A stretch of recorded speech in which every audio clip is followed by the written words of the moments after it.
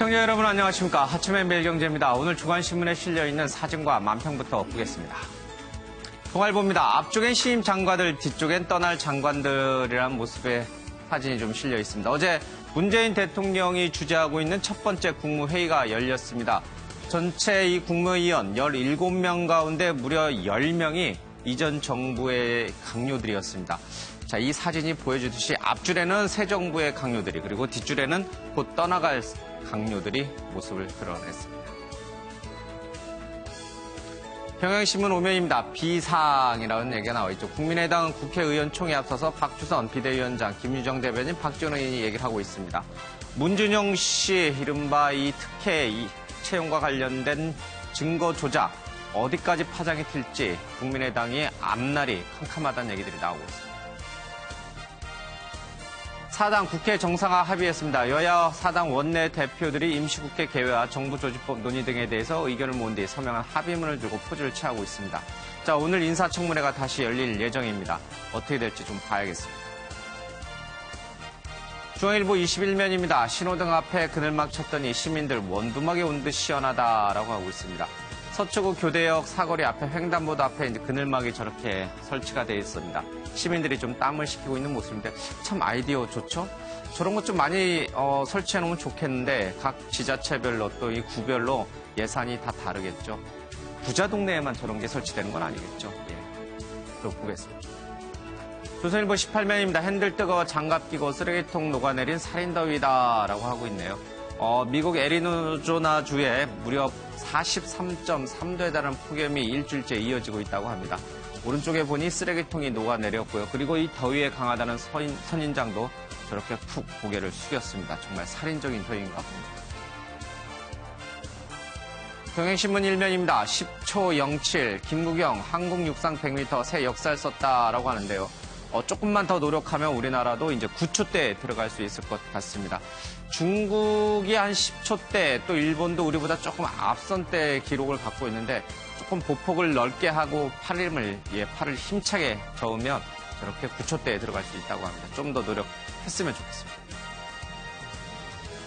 중앙일보입니다. 다시 뜰까? 박지원 국민의당 의원이 특검을 하자라고 물을 붓고 있죠. 그런데 저 물로 과연 저 비행기에 불을 끌 수 있을까요? 국민의당은 다시 날아오를 수 있을까요?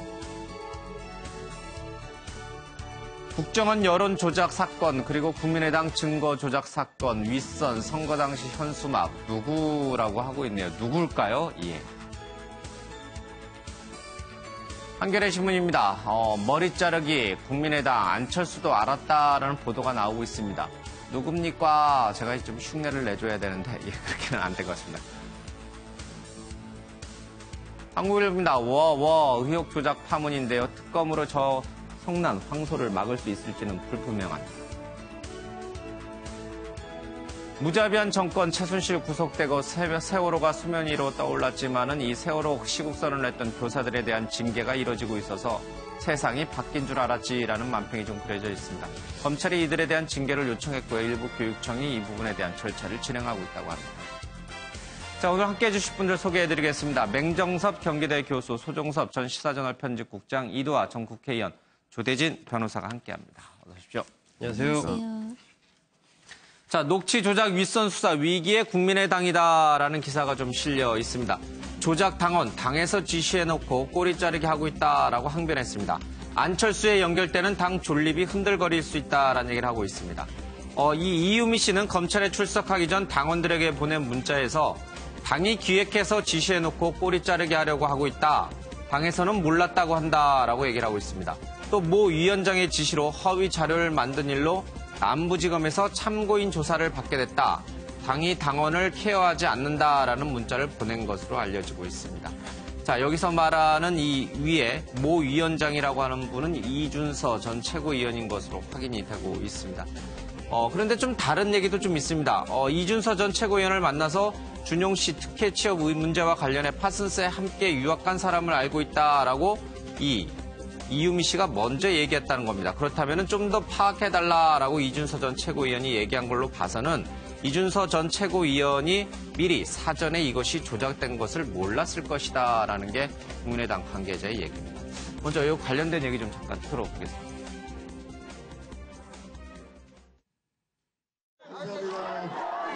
지난 대선 과정에서 문준용 씨의 취업 특혜 의혹을 집중 공략했던 안철수 전 대표. 청년들의 꿈을 짓밟는 3대 비리 아십니까? 입학 비리, 병력 비리, 그 다음 뭡니까? 바로 취업 비리입니다. 하지만 증거 조작 사건 발생 이후 아직까지 아무런 반응을 내놓지 않고 있습니다. 안 전 대표는 현재 자택에 머무르며 입장 표명 여부와 그 방식을 놓고 고심하고 있는 것으로 알려졌습니다. 안 전 대표는 애초 페이스북 등을 통해 자신의 생각을 밝히는 방안을 검토했지만 문제가 커지자 직접 입장 표명을 하는 것까지 고려 중인 것으로 전해졌습니다. 대선 당시 상임 선대위원장으로 캠프를 지휘했던 박지원 전 대표는 특검 카드를 꺼내들었습니다. 국민의당의 잘못을 인정하면서도 문준용 씨 취업 특혜 의혹 역시 조사가 필요하다는 입장을 밝혔습니다. 우리 당원에 의해서 조작됐다고 하면은 그것도 잘못이지만은 문준용 씨의 모든 취업 비리 자체가 어떻게 됐는가 하는 문제에 대해서도 철저히 조사가 돼야 되기 때문에 저는 특검으로 가서. 이에 대해 민주당은 국민의당이 문준용 씨를 언급하며 특검을 주장하는 것은 물타기라며 안철수 전 대표가 직접 해명하라고 직격탄을 날렸습니다. MBN 뉴스 김종민입니다. 네, 문준용 씨의 특혜 취업 의혹과 관련된 증거 조작, 이 사건이 국민의당의 존폐 위기까지 몰고 가고 있다라는 얘기가 흘러나오고 있습니다. 하나하나씩 좀 짚어보겠습니다. 먼저 이 이유미 씨가 어떻게 이걸 조작을 했는지 그 내용부터 좀 들여다보겠습니다. 저 오른쪽에 하나의 채팅방이 하나 있는데 저 채팅방에서 여러 얘기들이 좀 오가고 있습니다. 문 후보가 청와대 시절 부하 직원에게 본인 아들 일자리를 부탁하고 그걸 알아서 처리해 준 사람들이 고용정보원에 입사시켜 준 거고 또 그 과정에서 다른 고위직 친인척도 넣어준 거죠. 라고 이제 물어본 거니까 대충 맞다. 다른 사람은 모르겠고 맞는 것 같아. 준용은 파슨스 입학만이 목적이었다. 지 수준에 맞는 학교를 골랐어야지. 5급 공무원은 과잉 스펙이었다. 알아서 근 거겠지라는 얘기가 좀 나와 있습니다. 그 외에도요. 여기도 동아일보에도 이렇게 이유미 씨가 조작한 단체 카카오톡 대화방에 메시지가 나오는데 문제는요, 저 카카오톡방에 들어가 있는 대화 상대자들이 모두 이유미 씨의 동생이거나 아는 사람. 그러니까 이 세 사람이 조작을 한 거죠. 같은 이유미 씨인 거죠. 그러니까 쉽게 말하면. 그렇습니다. 예. 두 사람이 전화번호만 갖다가 네 대의 핸드폰을 가지고 짜고 치는 거였죠. 예. 저 문제가 흔히 이제 대선의 이제 과정에서 일반적으로 카톡방을 통한 상하 좌우에 이런 토크가 이루어지거든요. 아마 이런 부분도 그분의 일정이었고 저는 이 문제를 보면서 안철수 후보로서는 치명적인 손상을 입을 수밖에 없는 하나의 결정적인 증거가 나왔다. 일종의 스모킹 건이 나왔다고 이제 보는데요. 안철수 후보 입장에서는 어떻든 간에 조기에 결단을 해서 본인의 입장을 밝히겠습니다만은 지난 대선 기간 동안에 이 문준용 이 취업 문제가 결정적인 하나의 안철수 후보 입장에서는 반드시 이 문제를 짚고 넘어가야 되는 이러한 대선 프레임에서 결정적인 하나의 그런 하나의 홈런이었었는데 이것이 결국은 이제 조작으로 드러나면서 이런 부분에 대해서 국민의당이 어떻게 이 문제 돌파할 것인가에 대해서 아마 이 국민들의 시선이 모두 쏠려 있는 것 같습니다. 이용주 의원실에서 제공한 저 카톡 메시지 내용만 보면 이용주 의원은 이렇게 사실 확인을 좀 더 치밀하게 할 건 아니고 카톡으로만 이렇게 서로 물어보면서 맞겠구나 이렇게 생각했던 것 같기도 해요. 이번 과정에 보면 지금 이유미 씨가 있고 이유미 씨 위에 이준서 전 최고위원이 있고 그 위에 이제 김인원 공명선거 추진단 당시 수석 부단장이 있고 그리고 제일 그 추진 단장을 맡았던 게 이용주 의원이거든요. 근데 이용주 의원과 이제 김인원 수석 부단장 같은 경우는 어쨌든 검사 출신입니다. 그래서 이러한 부분에서 좀 더 치밀하게 어떤 검증이 이루어졌을 것으로 그 당시에도 그렇게 국민들이 봤었고 또 뭐 이용주 의원도 그때 당시 기자회견 하면서 복수의 관계자로부터 확인했다. 뭐 이렇게 또 얘기를 했지 않습니까? 근데 지금 본다면 그 당시에 상당히 이 이유미 씨의 뭐 단독 범행인지 아니면 또 다른 어떤 관련자가 개입이 돼 있는지는 좀 더 두고 봐야 되겠습니다만 지금 상황에서 분명한 것은 당시에 국민의당이 이러한 부분에 대해서 검증하는 그 절차 예. 이런 것이 상당히 허술했다라는 예. 것은 어떤 식이든 뭐 변명이 지금으로서는 안 될 것 같습니다. 이유미 씨가 이렇게 특혜 의혹을 조작한 것은 이제 이 카카오톡 메시지라든지 음성 녹취 파일이 사실이 아닌 것으로 확인이 됐기 때문에 그 친동생의 남자 친동생의 목소리인 것으로 확인이 됐기 때문에 이건 명백해진 것 같습니다. 그렇다면은 증거를 조작했는데 그렇다면 어떻게 누가 왜 시켰는지 그 이유를 들여다봐야 될 것 같습니다. 이 흐름도를 좀 잠깐 봐야 될 것 같은데요. 당시 사정을 잘 아는 국민의당 관계자 얘기입니다. 이준서 전 최고위원이 큰 건 한 건을 했다라고 자랑스럽게 말했고요. 또 제보자가 이 씨의 지인이라고 말하지 않고 내 친구다. 그러니까 이준서 전 최고위원의 친구다라고 증언을 했다라고 합니다. 증인 중에 파슨스 스쿨 출신이 있다라는 당원 이유미 씨 발언에 이준서 전 최고위원이 솔깃했고 증언을 확보해 오라라고 계속 독촉을 하자 이 이유미 씨가 친남동생을 시켜서 마치 파슨스 출신의 그 친구 문준용 씨를 아는 지인인 것처럼 조작을 했다라는 것이 지금까지 좀 드러나고 있는 이 동아일보가 취재한 바로는 그렇게 좀 전달되고 있습니다. 결국은 이유미 씨가 최초의 거짓말을 했고 그 거짓말을 들은 이준서 전 최고위원이 독촉을 하다 보니 카톡방도 조작하게 되고 음성 녹음도 조작하게 됐다. 이게 지금 이제 국민의당 쪽에서 이제 주장하는 바예요, 그렇죠? 예, 근데 사실 이 부분은 좀 더 살펴봐야 할 게 예. 이우미 씨가 이제 그 그 수사를 받으러 들어가기 전에 지인들한테 뭐 보낸 그 예. SNS라든가 문자라든가 이런 걸 확인해 보면 거기에는 뭐 지시를 받았다는 취지로 본인 혼자 한 게 아니라는 취지의 예. 얘기도 있는 것 같고요. 그다음에 이 부분이 단독 범행인지 지시를 받았는지는 수사기관의 수사를 통해서 밝혀낼 수 있지 지금은 저희도 명확하게 알 수가 없는 것 같아요. 예. 예, 국민의당 주장은 그렇지만 근데 이 부분에 대해서 뭐 소국장님도 말씀하셨지만 그 당 차원의 고의는 아니더라도 일정 예. 부분 그 중대한 그 과실이 있는 건 사실이고요. 이게 예. 고의인지 아닌지 확인은 해봐야 될 것 같은데 지금 이용주 의원이나 이런 사람들은 공명선거 그 추진단의 단장일 뿐만 아니라 부장검사 출신이죠. 그리고 또 뿐만 아니라 이렇게 해명을 할 때도 보면 신빙성 확인을 위해서 예. 이 직접 접촉해 보기 위해서 이준서 전 최고위원에게 이 파슨스 졸업생 이 진술을 한 사람 이메일 주소를 요청했는데 실제 그 파슨스 졸업생의 이메일이었기 때문에 믿었다 이렇게 얘기하는데 예.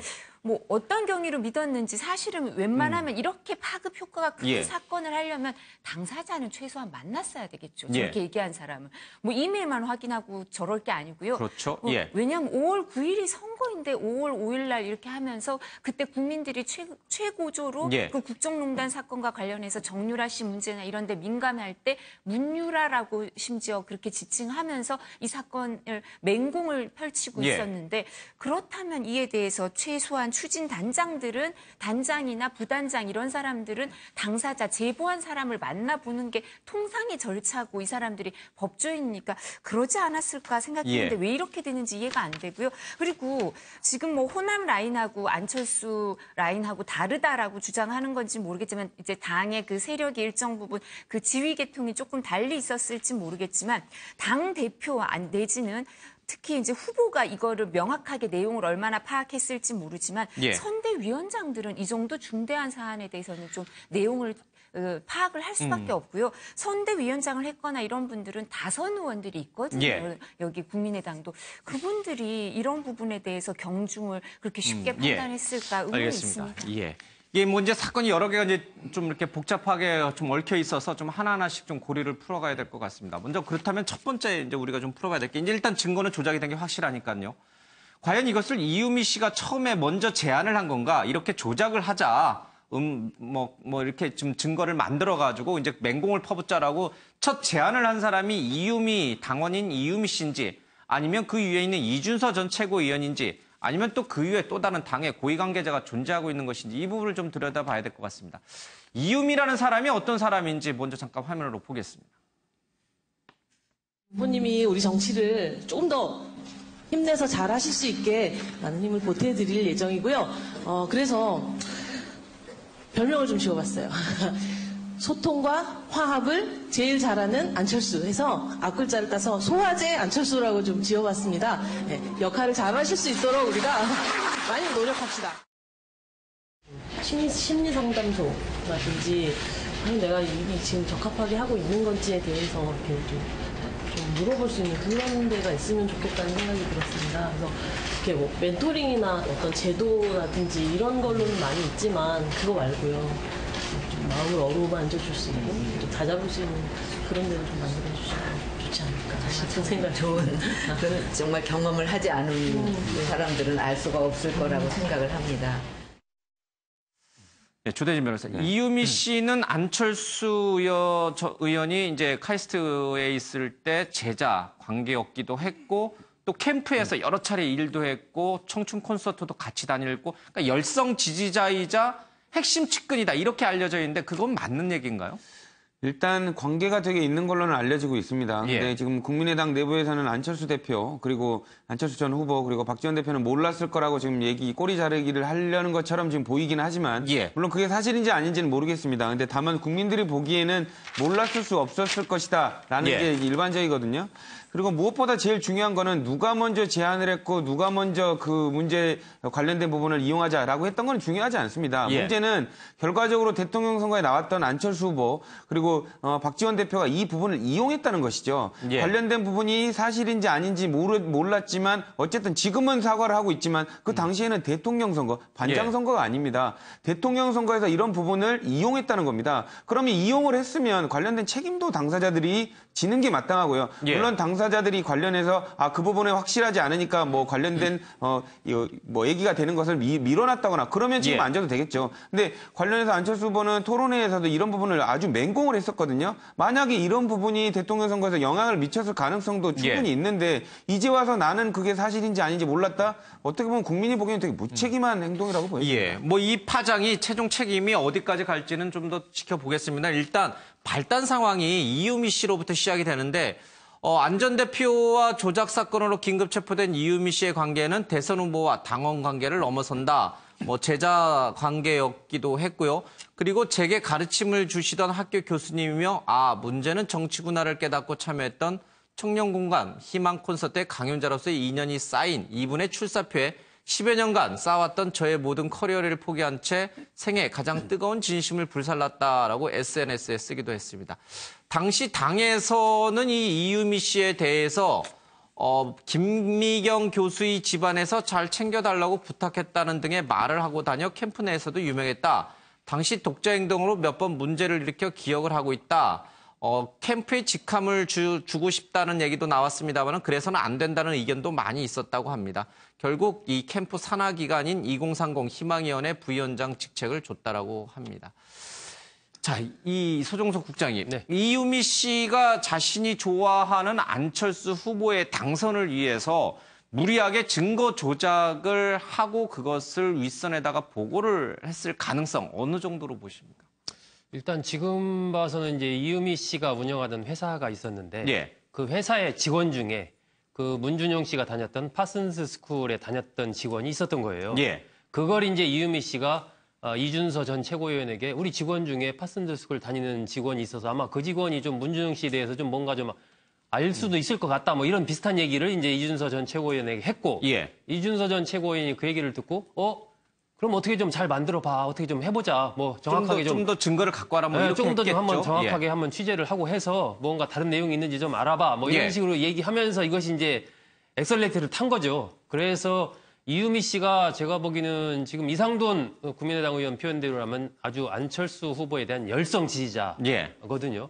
그리고 5월 5일이라는 그 시점 자체가 그 당시에 이른바 여론조사가 금지된 깜깜이 선거 기간이었고 안철수 후보가 이른바 뚜벅이 유세를 통해서 나름대로 새로운 어떤 지지를 지금 상승세를 타고 있다. 뭐 이런 평가도 나오고 있을 때거든요. 그러니까 이유미 씨 열성 지지자 입장에서는 이 시기에 그럼 한번 이 판을 좀 흔들 만한 어떤 그런 건을 만들어내면 이게 한번 뒤집을 수도 있겠다. 이런 생각을 했을 수도 있지 않을까. 이제 제가 추측을 하는 겁니다.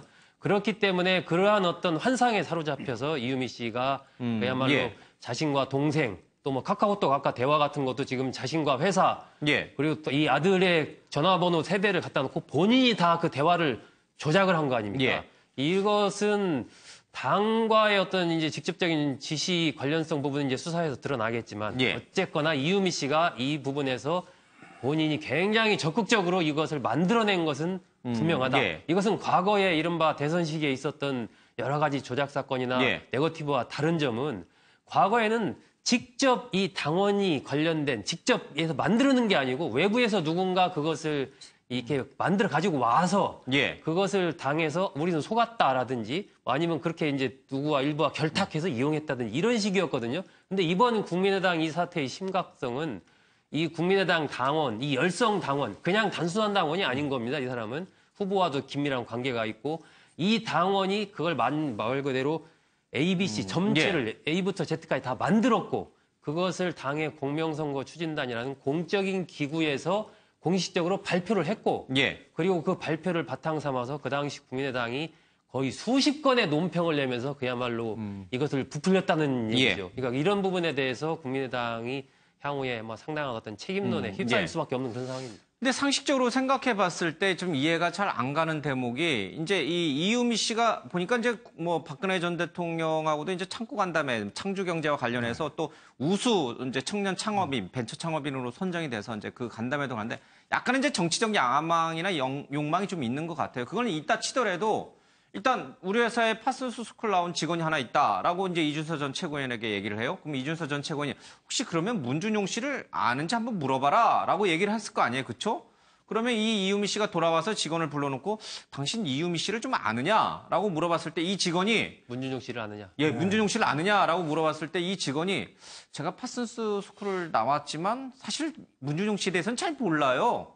라고 얘기를 했으면 이 이유미 씨는 그대로 이준서 전 최고위원에 가서 근데 잘 모른답니다. 이 채용 비리 의혹과 관련해서는 아는 게 없나 봅니다. 라고 사실대로 얘기하는 게 우리가 알고 있는 단순한 가장 상식적인 대화인데 그 과정에서 그렇게 얘기를 했는데도 이준서 전 최고위원이 아니야. 이걸 좀 어떻게 엮어봐. 라고 지시를 한 것인지 아니면 이유미 씨가 사실대로 얘기를 안 하고 이 직원하고 짜고 아니면 본인 스스로 뭔가 또 새롭게 만들어가지고 이준서 전 최고위원에게 보고를 한 것인지 이 부분을 이제 검찰 수사 과정에서 이제 좀 밝혀내야 되는데 상식적으로 이유미 씨가 정치 욕망이 강하다고 해서 없는 거를 만들어내서 본인 독자적으로 판단해 그렇게 보고를 할 정도인가?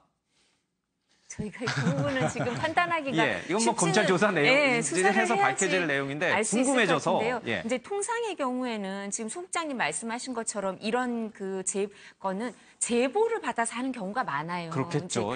그 당사자 이 경우에는 문준용 씨를 아는 사람들이 뭐 제보를 하면 그것과 관련해서 그 제보자를 내세워서 뭐 기자회견을 한다든가 이런 방법을 취했지 사실 이 제보자도 확인이 안 되는 상태에서 이 녹취 파일 같은 걸 해가지고 당해서 이런 경우는 조금 더 드물었죠. 근데 그러니까 제가 이제 신원이 확인이 안 된 이 그 제보를 내용을 어떻게 이렇게 풀 수 있었느냐는 게 의문이 있는데요. 근데 말씀하신 것처럼 보통의 경우는 이런 과정을 대선에서 이런 게 많이 들어와요. 대선 캠프에서. 사람도 많이 들어오니까 솔직히 말씀을 드리면 후보가 모든 걸 다 알 수는 없죠. 근데 후보는 결과까지 책임져야 되니까 정치적인 책임은 논외라 하더라도 법률적으로 이걸 다 알 그 보고 라인에 있었는지는 자세히 모르겠지만 보통은 이런 걸 하는 분들은 정치에 이제 좀 발을 들여놔서 이와 관련된 일을 이렇게 하는 경우 이렇게 다 조작하고 이런 경우는 뭐 잘 본 경우도 없고요. 근데 이런 경우에 보통은 이제 본인이 원하는 게 있죠. 원하는 게 있으니까 그냥 혼자 다 알아서 하는 경우는 별로 없고 이제 관계자 책임을 자신에 대해서 자신이 원하는 걸 이루어줄 수 있는 사람한테 이제 이 부분을 확실히 이제 딜을 하거나 협상을 해서 확답을 받아내고 이런 행동을 하는 사람이 많은데 근데 그렇다 하더라도 이렇게까지 다 만들어낸 경우는 드물고요. 그런데 뭐 이 경우는 알 수가 없죠. 이렇게 이분이 정말 정치권에 그래도 발을 들여놓은 지 오래되거나 이런 분도 아니니까 정말 본인이 혼자 다 하신 건지 어떤 건지는 수사 과정에서 살펴봐야 될 것 같습니다. 그 이용주 의원이 이제 공명선거 추진 단장을 맡았는데 검사 출신이시기도 하죠. 그리고 또 지난 청문회에서 박근혜 국정농단 청문회에서 뭐 여러 가지 날카로운 질문으로 청문회 스타로 이제 떠오르신 분이기도 한데 조금 그분 스타일에 맞지 않는 일이 좀 있었던 것 같아요. 당시 신빙성 확인차 직접 접촉해 보기 위해서 이전 최고위원에게 파슨스 졸업생의 이메일 주소를 요청했는데 실제 파슨스 졸업생의 이메일이었기 때문에 믿었다. 당 차원에서 조직적 개입은 없었다. 있었다면 내가 의원직을 사퇴하겠다라고 얘기를 하고 있습니다. 그러니까 이용주 의원이 그 음성 녹취 파일의 주인공을 확인하는 방법이 직접 만나거나 아니면 뭔가 이런 방법이 아니라 그 졸업생의 이메일 주소가 실제 파슨스 스쿨에서 쓰는 이메일 주소랑 같기 때문에 이 녹취 파일의 주인공이라고 믿었다? 이거는 검사 출신 국회의원으로서 청문회 스타답지 않은 너무나 허술한 확인 과정이 아니었나라는 얘기가 나와요. 무책임하죠. 예. 왜냐하면 관련해서 제가 아까도 말씀드렸지만 반장 선거가 아닙니다. 반장 선거, 초등학교 반장 선거에도 없는 사실을 갖고 얘기를 하면 반장이 될 자격이 없다라고 얘기를 하는데 대통령 선거입니다. 더더군다나 관련해서 이슈가 안 됐던 사안이라면 모르겠지만 관련해서 국민의당이 이게 호재다라고 생각해서 문재인 대통령의 그 치부라고 생각하면서 엄청 맹공을 퍼부었거든요.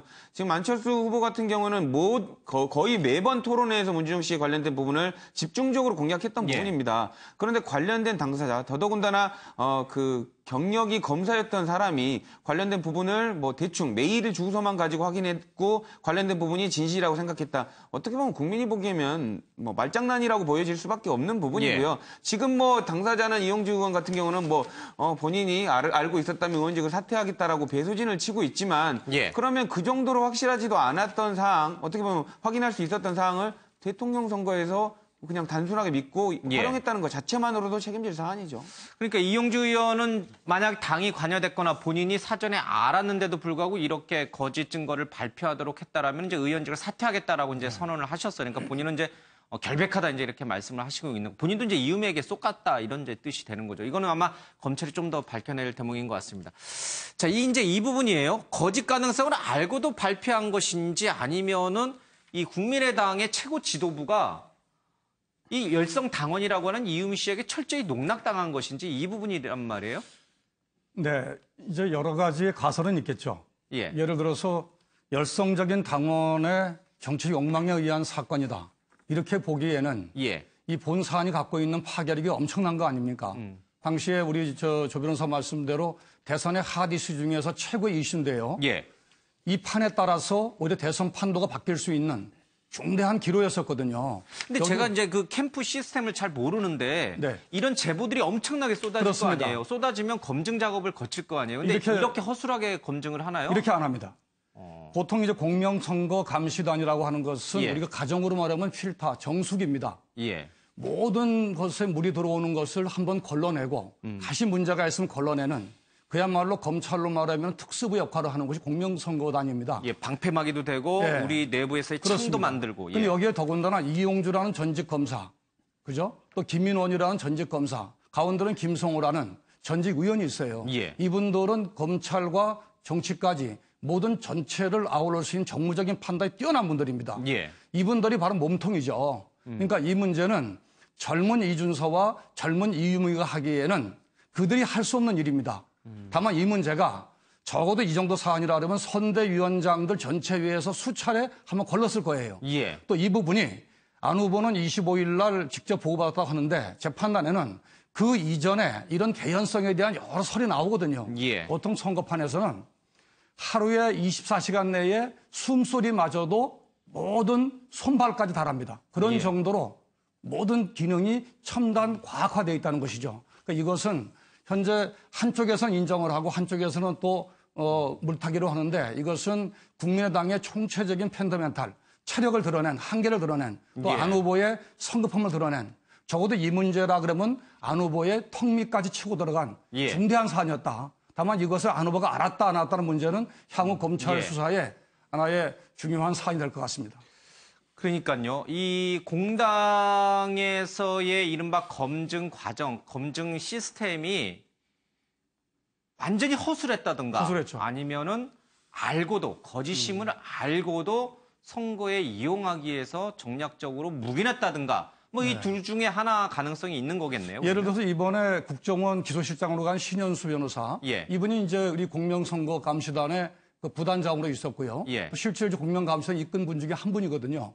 근데 더불어민주당 내에서는 그런 사안을 걸릴 때 상당히 치밀하고 대단히 과학화되어 있다는 것입니다. 심지어는 10번, 20번 찾아가서 아까 말씀드린 파슨스 스쿨부터 녹취 과정까지, 녹음 과정까지, 또 이것을 심지어는 제3의 기관에 의뢰를 해서 확인한 후에 터뜨리지, 이렇게 터뜨리지는 않죠. 알겠습니다. 그러니까 이게 뭔가 이 의원 40석을 갖고 있는 이 국민의당의 시스템이 이 정도를 걸어내지 못했다는 것은 그 자체가 또 문제가 될 수도 있는 거고 네. 만약에 시스템으로 알았는데도 불구하고 묵인해줬다면 이건 더 큰 문제가 되는 거고 여러 가지 국민의당은 굉장히 곤란한 상황이 있는 것 같습니다. 이건 이제 검찰 조사 밝혀질 거고 문제는 또 하나가 있습니다. 이 안철수 이제 계속 얘기가 나옵니다. 안철수 책임론인데 안철수 전 후보가 의원이 책임을 져야 되느냐 말아야 되느냐 일단 안 전 대표의 책임론이 불거졌는데 이상돈 의원의 얘기입니다. 김대엽 조작 사건 수준의 심각한 문제다. 안 전 대표에게 정치적 책임이 있다.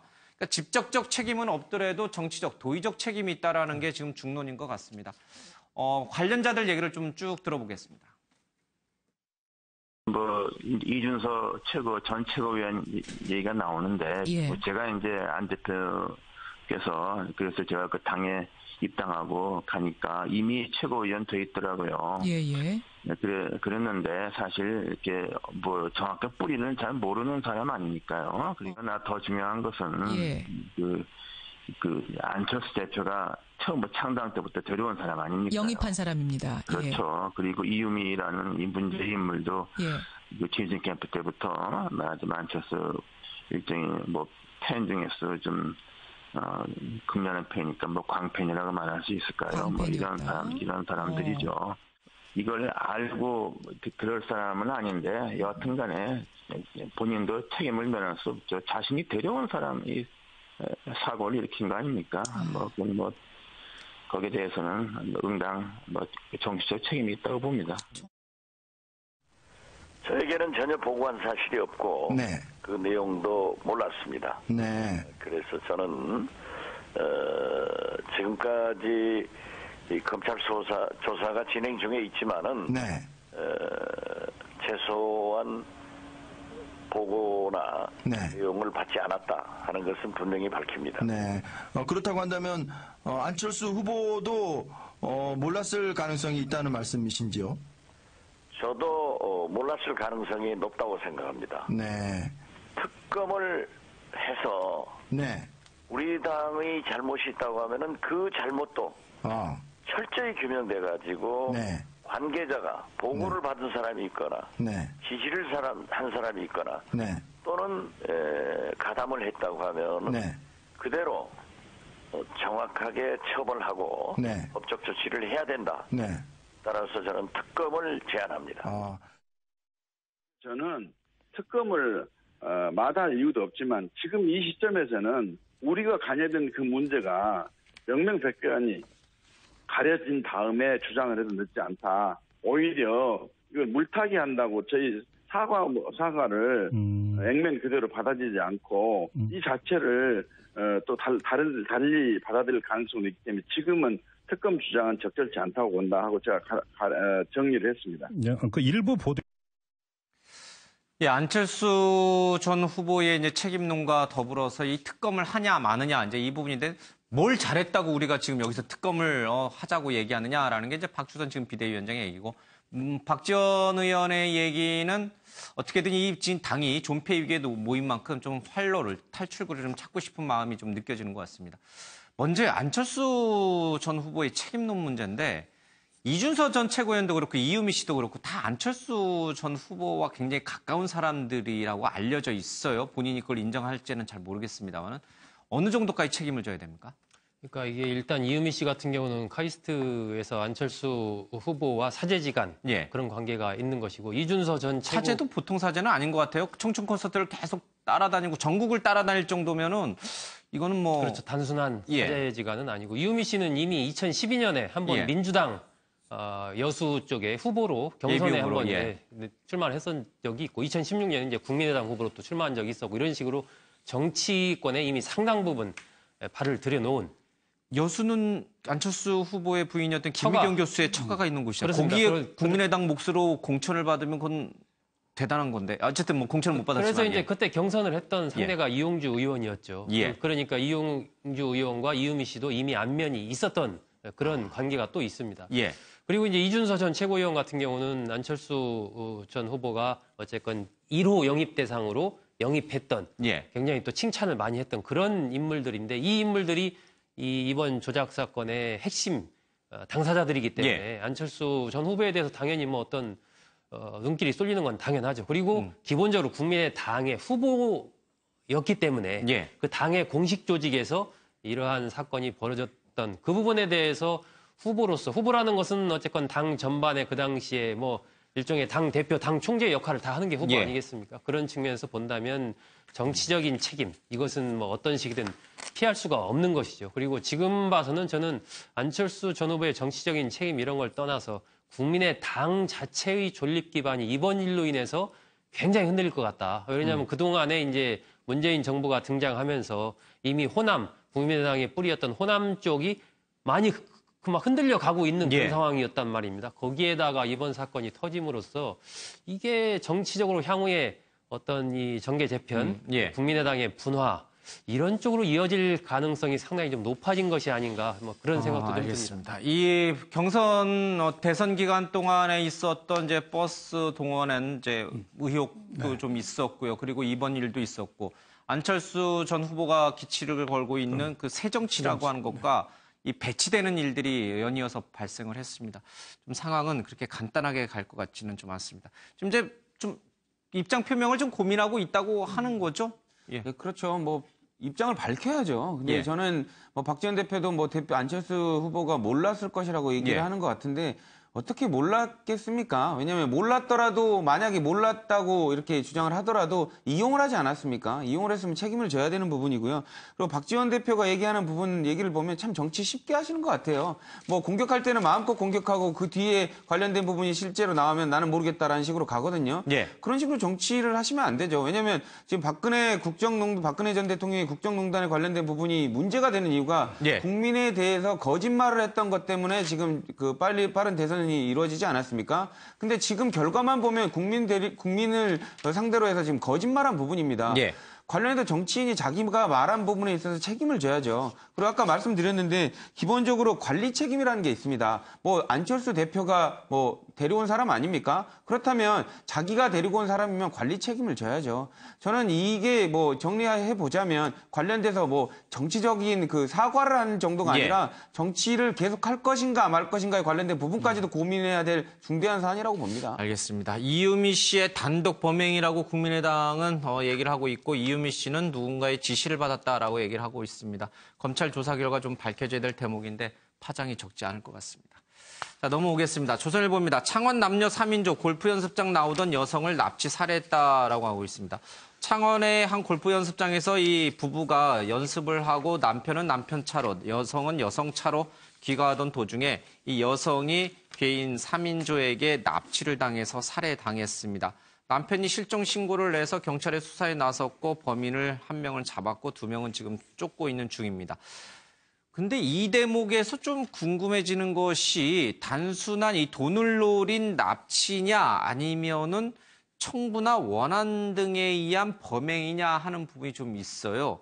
이두호 의원님. 네. 딱 느낌이 어떻습니까? 이건 저는 잘 모르시겠지만. 네, 이런 사건은 많이 안 잘 해봐서 모르시겠어요? 잘 모르겠는데요.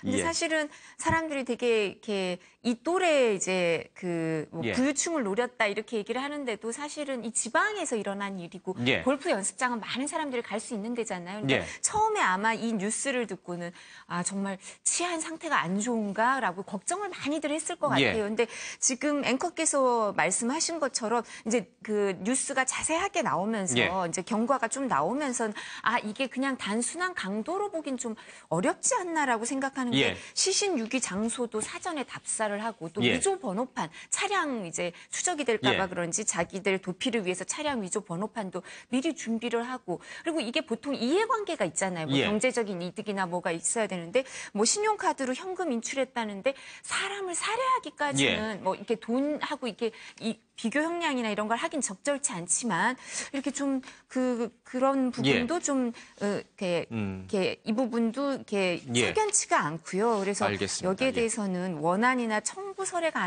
가능성도 열어두고 수사를 하는 것 같습니다. 이제 보통 이제 외제차를 타고 있는 여성을 노리는 납치 살해 이제 금전적 목적으로 이제 그런 것들은 여러 번 뉴스가 나와서 그렇게 넘어갈 수도 있겠습니다만 이 사건은 약간 좀 특이한 게 주말에 골프 연습장을 갔는데 남편과 아내가 각각 따로따로 차를 타고 갔다. 또 돌아올 때도 따로따로 차를 타고 갔다. 그리고 이 범행 장소에 CCTV가 없는 사각지대에서 범행이 이뤄졌다. 납치가 이뤄졌다. 그리고 집으로 돌아가는 길에 남편이 앞섰고 부인차가 뒤쫓아가는 그런 과정이었는데 부인차가 갑자기 방향을 바꿔서 안 보이면 남편이 당연히 이상하게 생각해서 전화를 했을 텐데 뭐 여러 가지 이제 석연치 않은 점들이 분명히 좀 존재해서 경찰도 다른 가능성도 좀 지켜보는 것 같습니다. 이 관련된 리포트 잠깐 보고 오겠습니다. 경남 창원의 한 골프 연습장. 29살 신모 씨가 고급 외제차 주변을 맴돌다가 뒷문을 열어 내부를 살핍니다. 육촌형과 형의 동거녀와 함께 돈을 빼앗으려고 이 차의 주인을 납치하기로 한 겁니다. 이들은 피해 여성의 차량 바로 옆에 차를 주차시킨 뒤 골프 연습을 마치고 나온 40대 여성을 그대로 납치했습니다. 돈이 있어 보이는 피해 여성을 3시간 이상 기다리다가 자신들의 SUV에 강제로 태우고 사라진 겁니다. 차에 이제 여자 한 분이 다리 부분인 것 같아요. 나와 있는 상태에서 소리를 지르긴 했는데 살려주세요 하는 소리예요. 같기도 하다 뭐. 이들은 경남 고성까지 여성을 끌고 가 살해한 후 전남 순천의 한 저수지에 시신을 유기하고 피해 여성의 카드로 480만 원을 뽑았습니다. 범인 3명 중 먼저 검거된 심 씨는 자신이 범행에 가담한 건 맞지만 살해 현장엔 없었다고 주장했습니다. 하나는 사람이 들어있는 것 같았다. 무거웠다. 그래서 그 순간에 이거 죽였구나. 자기는 그 겁을 많이 먹었다. 내가 없는 사이에 다 처리했구나. 경찰은 도주한 공범 심 씨의 육촌형과 동거녀의 뒤를 추적하고 있습니다. MBN 뉴스 강진우입니다. 일반적인 그 부유 여성을 겨냥한 이른바 납치 그리고 금품 협박 사건하고는 약간은 조금 다른 것 같긴 해요. 느낌은. 그렇습니다. 보통 그런 경우는 이제 뭐 지하 주차장이라든지 이렇게 인적이 좀 드문 곳에서 있다가 그런 차량 왕래가 아무래도 많으니까 그런 곳에서 이제 범행을 하고 이러는데 이번 같은 경우는 야외 어쨌든 골프 연습장이었고 이 범인들이 3시간 넘게 그 현장에서 기다리면서 이 피해자한테 접근을 했거든요.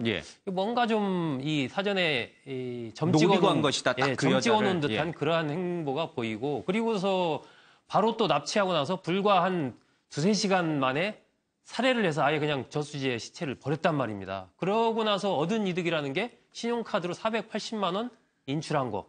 이 범인들은 사전에 다 가발도 준비하고 뭐 화장도 하고 위조 변호판까지 다 준비해서 이런 것들을 보면 뭔가 이것이 좀 사전에 시나리오대로 어떤 기획돼서 바로 쭉쭉쭉 이렇게 진행된 그러한 어떤 추측을 좀 할 수 있는 그런 사건 같아요. 그래서 사건의 전모를 좀 밝히기 위해서는 조금 더 수사가 좀 진척이 더 돼야 되지 않나 싶습니다. 현재 나온 상황만 봐가지고는 단순한 이 강도 살인 사건으로 보기에는 좀 석연치 않은 점들이 있는 것 같습니다. 조금 더 수사를 좀 해봐야 될 것 같습니다. 조선일보입니다. 애들 장난으로 덮어버리는 여기사 성희롱이다라고 얘기를 하고 있습니다. 뭐 여기 이제 몇 가지 사례가 좀 있는데 부산의 한 여교사입니다. 수업 시간에 수업하러 교실에 들어갔더니 뭐 칠판에 생리대가 붙어 있어서 누가 이런 걸 붙였냐 이런 얘기도 좀 있고요. 그리고 뭐 남자 중학교에서 이 콘돔을 풍선처럼 부는 그런 일도 좀 있었던 것 같고 여기에 여자 선생님들이 발끈하거나 이러면은 오히려 이제 당하는 것이다라고 해가지고 웃으면서 대범한 척 넘어가고 있는 게 지금 우리 학교에서 벌어지고 있는 현실이라고 합니다. 뭐라고 해야 됩니까? 이 독일 같은 경우에는 이렇게 교권을 심각하게 침해하면 정학 또는 강제 전학까지도 좀 시킨다고 하는데 우리 사회는 너무 이런 거에 관대한 게 아닌가. 그래서 이 초중고생들 사이에 계속 성 문제가 계속 불거지고 있는 거 아닌가. 최근에도 뭐 계속 시끄러웠죠. 청와대 행정관 얘기까지 나올 정도로. 이 아이들의 잘못된 성교육, 바로 이 학교 현장에서 이런 일을 그냥 방치하기 때문에 발생하는 건 아닌가. 그런 생각도 좀 해보게 됩니다. 학교에서 특히 이제 강조될 부분이 이제 수업권 문제인데요. 요즘 학생들이 지나치게 이제 어찌 보면은 교권이나 수업권을 좀 쉽게 대하는 그러한 이제 일상적인 일탈행위가 많지 않습니까? 이 부분은 학부모님들의 지도 노력이 참 중요한 것 같아요. 근데 선생님을 대하는 모습이 존경의 대상이 돼야 되는데 그렇지 않은 부분에서 이제 성적으로 이렇게 가까워지면서 일어나는 비극이 많이 일어나고 있습니다. 알겠습니다. 이 성희롱이 5년 새에 2배 늘었지만은 가해자에 대한 처벌이 굉장히 약하고요. 일부 남자 교사들은 뭘 그런 거 가지고 발끈하느냐라면서 되레 여교사들을 책망하는 그런 일도 좀 있습니다. 예, 좀 심각한 것 같습니다. 자, 이번엔 남편이 신성일 폐암 3기에 걸렸다고 합니다. 기침 심해서 검사를 했는데 종양이 발견이 됐고요. 뭐 이 폐암 3기가 생존율이 20%인데 워낙 뭐 몸 관리를 평소에 잘 해왔기 때문에 능히 이겨낼 것이다 이런 얘기를 하고 있습니다. 부인인 엄앵란 씨도 유방암을 였다가 이제 극복을 해서 완치는 됐습니다만은 좀 그러네요. 예, 한때 최고의 이 배우들이었는데. 예. 글쎄요, 2015년이었죠. 그 엄앵란 씨가 한 종편 프로그램에서 이렇게 진단 받는 거 하다가 실제 유방암 진단을 받아서 그 당시에 굉장히 좀 화제가 됐었고 또 신성일 씨가 이렇게 극진하게 엄앵란 씨를 간호하는 모습 이런 것이 또 방송되면서 굉장히 잔잔한 어떤 감동을 주기도 했었는데 이번에 보니까 신성일 씨가 월요일 날이죠. 26일 날 병원에서 좀 기침이 심해서 병원에 가서 한번 진단을 받는 과정에서 조직 검사를 해보니까 폐암 3기 진단을 받아서 굉장히 좀 이렇게 시청자분들이 좀 충격을 받은 것 같은데 얼마 전에 제가 뭐 방송에서 방송하는 그 신성일 씨 관련된 프로 방송을 하더라고요. 거기 보니까 그 경상북도 영천에서 거기 이제 쭉 넓은 이렇게 어떤 밭 같은 것도 하고 집도 거기다 지어놓고 거기서 이제 생활하면서 어떤 영화 제작 그리고 영화 박물관 이런 거에 굉장한 어떤 의욕을 여전히 그 나이가 있음에도 보이면서 건강하게 살아가는 그런 모습을 제가 본 게 뭐 불과 한 2, 3주 된 것 같아요. 그런데 저도 바로 그냥 폐암 3기 진단을 받았다고 그래서 깜짝 놀랐는데 좀 잘 극복을 했으면 하는 바람입니다. 예. 이제 1982년에 담배를 끊었대요. 그리고 이제 방금 말씀하신 대로 공기 좋은 시골에 가서 이제 이렇게 스트레스 없이 이제 사시는데 왜 폐암 3기가 걸린 건가? 뭐 많은 분들의 좀 고개를 갸우뚱하겠지만 의학적인 부분을 들여다보면은 꼭 맑은 공기에서 산다고 해서 폐암이 예방되는 건 아니다. 그러니까 유전적 요인도 분명히 존재하니까요. 이런 얘기를 좀 하고 있습니다. 그럼 그냥 담배 필까?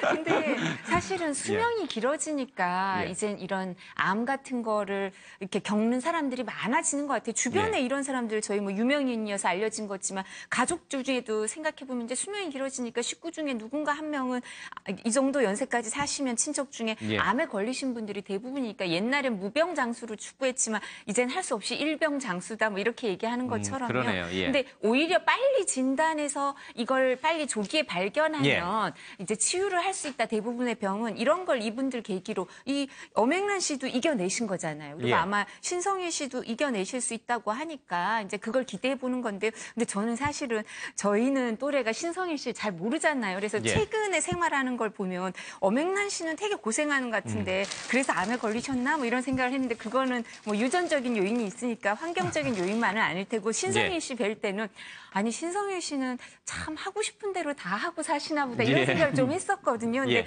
이제 프로그램이나 옛날 얘기를 들어보면 이렇게 배우하시고 할 땐 되게 고생하셨다고 이렇게 얘기하니까 지금 모습만으로 판단하는 것도 좀 신성일 씨 너무 근데 파란만다. 폐암이 꼭 이렇게 그 담배가 주된 원인으로 알려져 있긴 하지만 담배를 전혀 안 하시는 분들도 폐암에 걸려서 돌아가시는 경우가 종종 있어요. 이제 스님 같은 경우도 전에 법정 스님 같은 경우도 그런 걸로 알고 있고 그래서 꼭 이게 뭐 전부 다 담배랑은 아까 말씀하신 대로 좀 공기 좋은데 사셔도 걸리는 경우가 뭐 있습니다. 유전적 요인도 있고 그러니까요. 그렇다고 뭐 또 담배 피우면 더 담배 회사가 또 싫어하나요? 아니 아까 앵커께서 이제 말씀하셔서 드리는 말씀인데요. 유전학에서 보통 통상적으로 부모의 유전을 바로 아래에서 받는 확률이 50%로 합니다. 또 사촌과는 25%. 그다음에 할아버지와 저 손주의 관계에서는 25%. 그래서 꼭 유전인자도 있고 환경도 있습니다만은 어찌 보면 환경적인 요소가 저는 많다고 이렇게 생각을 합니다. 예. 유전지 유전한 얘기까지 나왔네요. 어쨌든 좀 캐치했으면 좋겠습니다. 고륙종 유아인 5번째 신체 검사 끝에 군을 면제받았다라고 하는데 이 기사 제목만 보면은 뭔가 이 군대 면제받으려고 한 거 아니냐라는 의구심이 좀 드는데 고륙종은 상당히 좀 큰 병인데 그럼에도 불구하고 끝까지 군대를 가고 싶다라고 해서 계속 도전하다가 그래도 안 된다라고 해서 이제 군 면제를 받았다는 거거든요. 그분하고는 좀 다르시죠? 미국으로 도패 가신 분. 그래서 영원히 이제 한국으로 돌아올 수 있는 그분하고는 좀 많이 다르죠. 유아인 씨 같은 경우는 이제 뼈에 암이 생긴 거죠. 뼈에 종양이 생긴 거여서 이제 관련돼서 본인들이 본인이 회피하려고 했던 게 아니라 여러 번 이제 관련된 치료를 받고 하려고 했었는데 이제 계속 이제 치료가 되지 않아가지고 전국적으로 면제를 받은 부분이거든요. 더더군다나 본인이 군을 회피할 목적이었으면 워낙 유명한 사람이기 때문에 문제가 될 것도 알아서 차라리 다녀오는 게 낫다라고 생각을 했을 가능성이 높습니다. 그럼에도 불구하고 워낙 상태가 안 좋기 때문에 면제를 받은 부분이기 때문에 이런 부분을 뭐 색안경을 끼고 볼 필요는 없다고 생각이 듭니다. 아마 이 병력 당국에서도 요즘은 이런 분들은 특별 관리 대상이잖아요. 그러니까 사실 여기에 대해서 군 면제 판정을 내릴 때 일반인보다 그 병력 당국에서 판정을 내릴 때도 더 엄격한 기준을 갖고 내릴 수밖에 없을 거예요. 주목을 많이 받으니까. 그래서 이거는 뭐 어쩔 수 없이 이렇게 면제 판정이 정말 신체적인 상황 때문에 그런 게 아닌가 싶습니다. 고의로 이제 군 면제를 받으려고 노력하면 어떤 결과가 오는지 우리가 너무 많은 사례를 봤기 때문에 뭐 그런 좀 어쨌든 굉장히 이것도 좀 안 좋은 얘기였던 것 같습니다. 사건 하나만 좀 더 진짜 파주 등산로에서 한 40대 여성의 이제 이 시신이 발견이 됐는데 외상은 발견되지 않지만 시신 부패가 진행돼서 정밀 조사가 필요하다라고 얘기를 하고 있습니다. 이 사건 역시 좀 끔찍한 게 불과 한 얼마 안 되죠. 한 1, 2년 전만 하더라도 이 등산로에서 이 주부 등산객이 살해당하는 일이 여러 번 발생을 했어요. 뭐 정신착란증에 걸린 사람이 이해한 것이다. 뭐 이런 얘기도 있고 아직 범행이 밝혀지지 않은 것도 있는데 이 다시 시작이 된 건가요? 마치 화성 연쇄살인 사건처럼 자꾸 그런 악몽이 자꾸 떠오르네요. 등산에 관련된 부분, 등산로가 아무나 찾을 수 있지만 그만큼 위험도도 높은 거거든요. 왜냐하면 누구나 찾을 수 있기 때문에 또 누구나 범행의 대상이 될 수 있다는 점에서 되게 위험합니다. 그렇기 때문에 지금 뭐 관련된 실종자들이 등산로에서 실종됐다고 하면 뭐 이 부분에 관련돼서 수사가 명확하게 할 수가 없을 정도로 애매한 경우들이 많거든요. 그렇기 때문에 만약에 관련된 당사자가 뭐 원한이라든지 범죄에 관련된 당사자로 용의자가 특정이 된다면 그 사람이 이 사람만 갖고 범행을 저지르지 않고 다른 연관된 여죄들이 있을 가능성이 높기 때문에 이런 부분이 또 걱정되는 부분입니다. 알겠습니다. 요즘 뭐 다시 이제 여름이 되면서 해가 일찍 뜨고 이제 길어지다 보니까 아침 일찍 이제 등산 운동하러 가시는 분들 많거든요. 그렇지만 사람이 좀 드문 곳도 좀 있고 항상 좀 조심을 좀 해야 될 것 같습니다. 조금 사건은 좀 더 지켜보겠습니다. 조선일보입니다. 박 전 대통령의 비선 존재 묻자 비참하다 이런 얘기가 좀 나왔다고 합니다. 지난해 청와대 최순실과 관련된 대책회의 전후 상황과 관련해서 김성우 전 홍보수석이 이제 좀 밝혔습니다. 비참하다. 보는 국민도 좀 비참했습니다.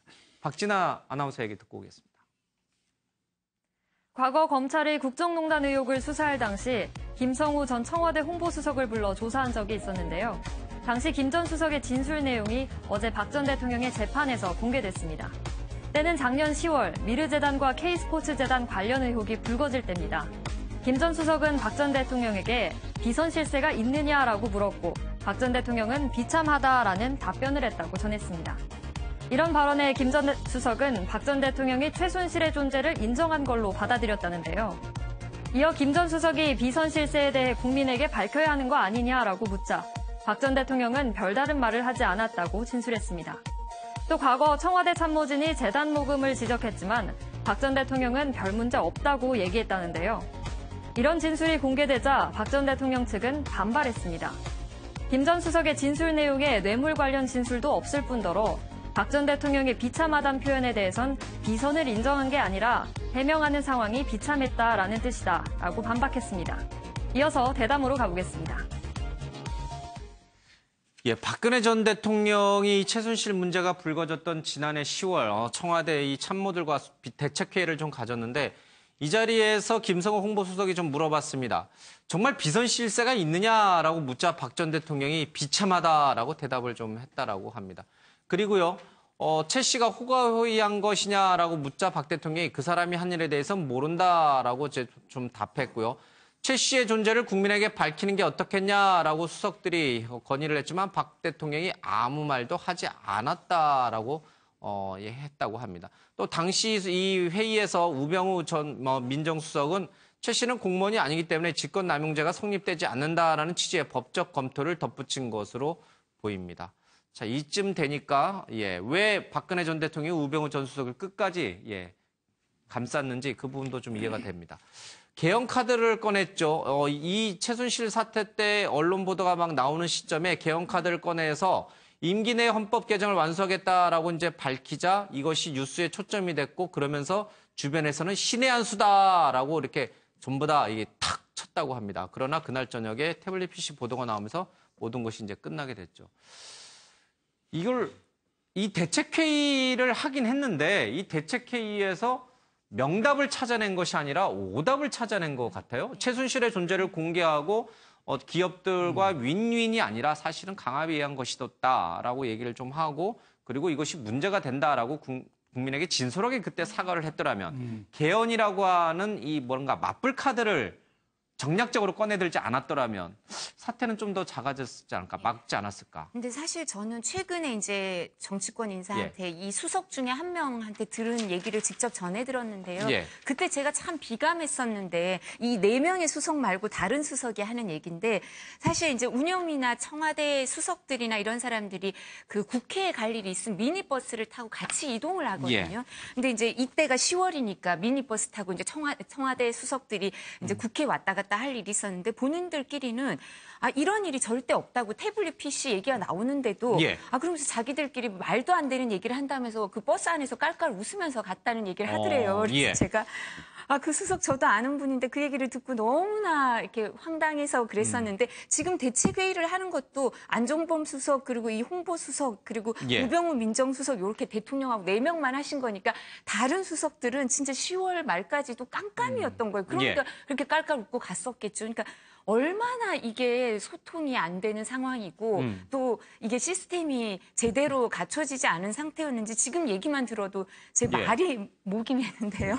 그러니까 정말 이렇게 비참하다고 하시는 표현이 이제 국민들이나 아니면 이 보수 진영에 몸담았던 사람들이 진짜 비참한 거죠. 이런 얘기 전해드립니다. 그러니까 그 비참하다는 게 이게 최순실은 실세가 아닌데 자꾸 언론이나 주변에서 실세라고 얘기하니까 그래서 비참하다는 것인지 아니면은 최순실의 존재를 인정하게 되는 지금의 상황이 자신이 비참하다는 거지 어떤 의미예요? 제가 해석을 못 하겠네요. 그 문제는 전 대통령만 아시겠죠.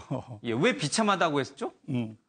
근데 여기서 전 이제 10월 24일 날 그 신의 한수 발언이 나오지 않습니까? 10월 24일 날 개헌을 논의하고 그 개헌에 대한 이슈를 치고 그다음에 오후에 태블릿 PC가 터지면서 개헌이 묻히죠. 그리고 한 45일 뒤에 12월 9일 날 국회에서 탄핵 결의가 이루어집니다. 근데 이 전 과정에서 아까 앵커 말씀대로 적어도 한 나라의 대통령이라고 한다 그러면은 그 당시에 이병기 국정원장 등 다양한 정보 루트에서 올리는 그런 사안들을 받아봤다고 한다 그러면은 이러한 비극은 없었죠. 그러니까 이런 비참한 하기 전에 서대문 형무소부터 최근에 많은 사람들이 억울한 형무소 생활을 많이 하지 않습니까? 그분들의 비참함도 한번 덩달아서 그러니까요. 왜 비참했는지는 잘 모르겠습니다. 국민이 다 비참해지는 것 같습니다. 네. 정유라 3차 영장의 신중 불기소 기소방침이다라고 하는 얘기가 좀 나와 있습니다. 어제 정유라가 강도 높은 조사를 좀 받고 귀가를 했습니다. 최순실이 이재용 부회장 재판에 이제 증인으로 나올 것으로 알려졌는데 불참했어요. 딸 정유라 때문에 안 나왔다 이런 얘기가 나오는데 최순실의 지금 생각은 온통 딸밖에 없나요? 정치 쉽게 하시는 분도 있지만 재판도 자기 마음대로 쉽게 하는 사람이 있는데 그게 최순실 같습니다. 뭐 본인이 나가고 싶으면 나가고 관련돼서 뭐 검사도 호통도 치고 이러는데 최순실은 뭐 그런 것 같습니다. 처음에는 이제 이재용 관련된 재판에서 이재용 부회장 관련된 재판에서 본인이 불리할 부분이 있으면 적극적으로 해명하겠다는 취지로 나간다고 했었는데 뭐 생각해보니까 또 나갈 필요가 없다라고 또 여겼나 보죠. 그래서 이제 갑자기 또 안 나간다고 했는데 어쨌든 최순실의 마음은 최순실만 알겠지만 본인이 큰 그림을 갖고 이것저것 뭐 재면서 재판에 관련된 부분을 조율하고 있는 것 같은 느낌은 듭니다. 글쎄요, 이제 뭐 최순실 딸을 지키기 위해서 최 씨는 지금 전략적으로 이제 이렇게 재판에 응하는 것 같은데 이런 게 자꾸 쌓이면 쌓일수록 최 씨에 대한 이 진짜 국민 감정은 더 악화될 수밖에 좀 없는 것 같습니다. 자, 정치권 소식으로 좀 오도록 하겠습니다. 자유한국당 당대표 후보 첫 TV 토론이 있는데 홍준표 후보, 신상진, 원희철 난타전이 있었습니다. 심지어 홍준표는 이런 얼라들하고는 더 이상 TV 토론에 못하겠다 뭐 그런 표현까지 좀 썼습니다. 들어보겠습니다. 정병국 의원이 출판한 만한 반성한다의 책에서 놀랍게도 우리의 대통령 후보셨던 홍준표 후보께서 바른정당의 창당 시에 내가 2심에서 항소심에서 무죄가 결정되면 바른정당에 합류하겠다는 뜻을 직권을 통해서 밝혔다고 합니다. 보수가 대통합해서 반드시 정권 재창출하자고 고소했습니다. 제가 이렇게 호소하고 다닐 때 홍준표 후보께서는 바른정당에 가시려고 다짐했다는 거 아닙니까, 여러분? 정병국 의원 이야기는 거짓말입니다. 오늘 원주철 의원이 단정적으로 저렇게 말하는 것은 용서치 않겠습니다. 적어도 나한테 확인을 해보고 공개 발언했어야 됩니다. 당원과 국민들에게 공개 사과하지 않으면 내 응분의 조치를 취하겠습니다.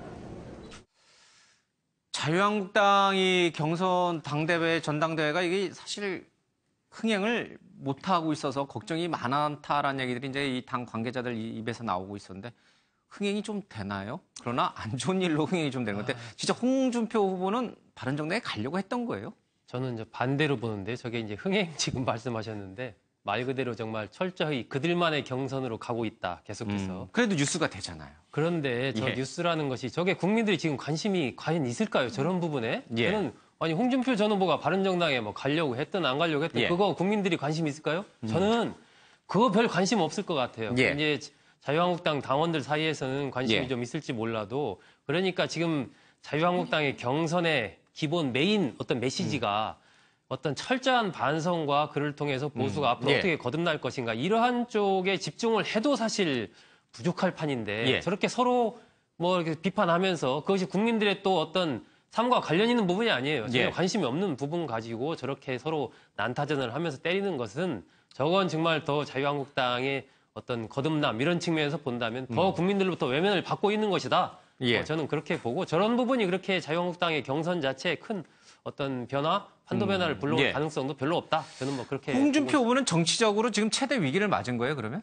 아니 저는 그 면에서 별로 이 지금 현재 원유철 의원의 공격이나 이런 부분들이 자유한국당의 경선 판도라는 거기에 국한해서 봤을 때 큰 영향을 미치지 못할 것이다라고 보는 겁니다. 일반 국민들로서는 와 저거 뭐 말도 안 되고 뭐 재미있네 여러 가지 할 수 있을지 몰라도 자유한국당 당원들은 이미 어느 정도 다 그냥 이 정해진 흐름들이 있기 때문에 그 흐름대로 가지 지금 바른정당에 입당하려고 타진을 했었다는 그런 정도 저 공방 가지고서 큰 어떤 변화가 온다거나 이럴 가능성은 저는 별로 없다 이렇게 봅니다. 알겠습니다.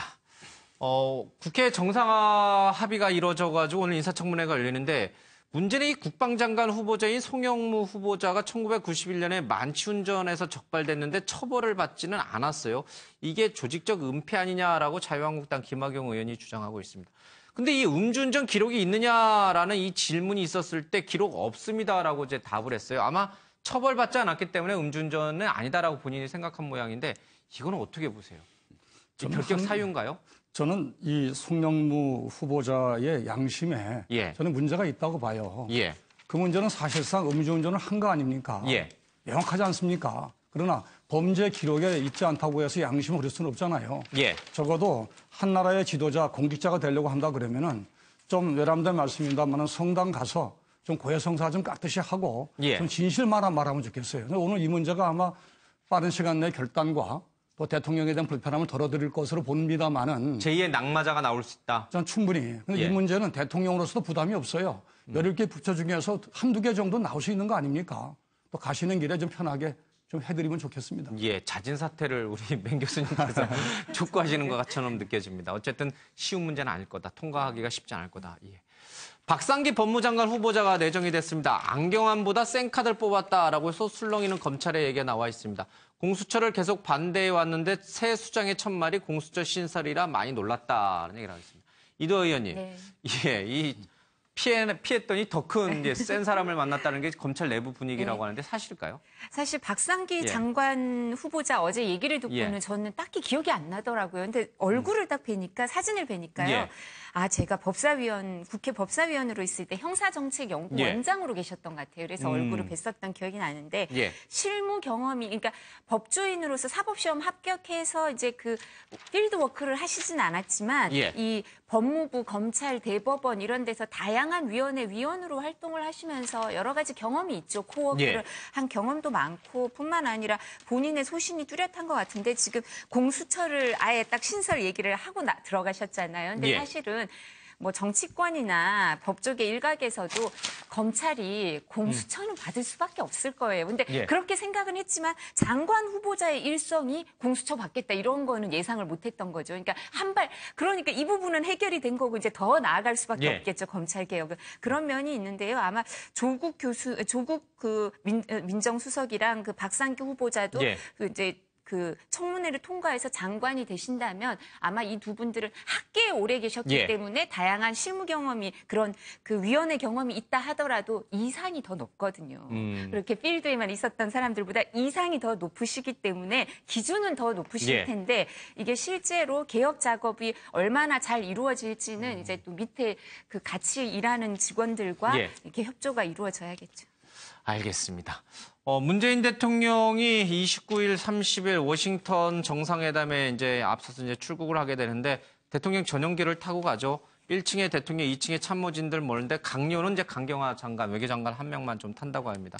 특이한 것은 보통 이 성남공원에 쭉 이제 뭐 비서실장이라든지 총리라든지 이런 분들이 쭉 나와서 배웅을 하게 되는데 그거 하지 말아라. 이제 이렇게 얘기를 좀 했다고 합니다.